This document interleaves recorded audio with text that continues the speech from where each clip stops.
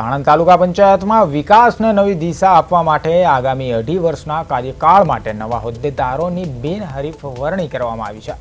તો યોજાયેલી ચૂંટણીમાં ભાજપના અશોકભાઈ ઠાકોર પ્રમુખ પદે અને કુસંગીબેન પટેલ ઉપપ્રમુખ પદે બિનહરીફ ચૂંટાતા જ કાર્યકરો અને સમર્થકોમાં ભારે આનંદની લાગણી જોવા મળી હતી.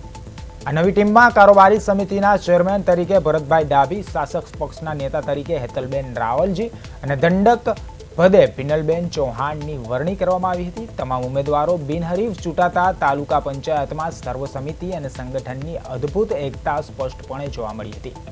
તો હોદ્દો સંભાળતાની સાથે જ નવનિયુક્ત ટીમે તાલુકાના ગ્રામ્ય વિસ્તારોમાં રોડ, રસ્તા અને પાણીના જનહિતને સુવિધાઓ આપવા માટે ગતિનો સંકલ્પ વ્યક્ત કર્યો હતો. પહેલાં તો ભારતીય જનતા પાર્ટી આણંદ જિલ્લા સંગઠનની અંદર અમારા અધ્યક્ષ સંજયભાઈ પટેલ તેમજ મહામંત્રી તેમજ તાલુકાના પ્રમુખ શ્રી મહિપતસિંહ, મહામંત્રી શ્રી પરેશભાઈ